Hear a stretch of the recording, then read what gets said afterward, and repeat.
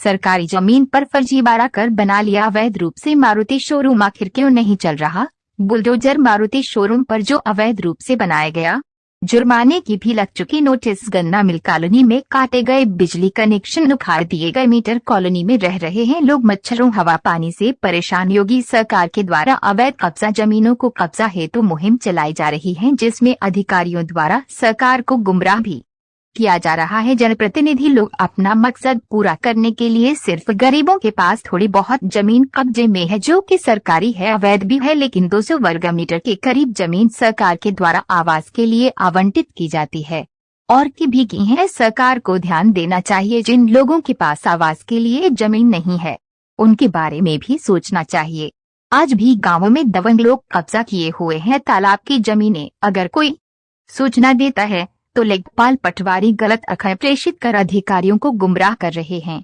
जैसे हरदोई पालिका द्वारा 1 दर्जन लोगों के करीब नोटिस जारी किए हैं। पालिका प्रशासन को चाहिए कि नगर के सीमा परिधि के दायरे में जितनी जमीन अवैध कब्जा है, सभी को एक साथ नोटिस जारी करना चाहिए। सरकारी जमीन पर फर्जीवाड़ा कर बना लिया शोरूम। आपको बताते चले कि वर्ष 1987 में सरकार ने ज्ञान योग धर्मार्थ ट्रस्ट को गरीबों के निःशुल्क इलाज व गरीब बच्चों की पढ़ाई हेतु सरकारी जमीन आवंटित की थी, लेकिन शोरूम मालिक यशवर्धन अग्रवाल, सूर्यवर्धन अग्रवाल, संजीव अग्रवाल, प्रदीप बंसल, कौशल्या देवी ने फर्जीवाड़ा कर सरकारी जमीन को बेच दिया व गरीबों के अस्पताल को तुड़वाकर वर्ष 2010 में मारुति शोरूम बनवा दिया। ग्राम सभा नानागंज में अवैध रूप से बने मारुति शोरूम पर जिम्मेदारों की नजर नहीं पड़ रही है। गाटा संख्या 842 व 11,745 पर यह शोरूम बना है। उपरोक्त दोनों गाटा संख्या सरकारी भूमियों की है। वर्ष 2010 में शोरूम के डायरेक्टर संजीव अग्रवाल पुत्र राधेश्याम अग्रवाल ने फर्जीवाड़ा कर सरकारी जमीन को अपने पुत्रों को बेच दिया था। इस प्रकरण की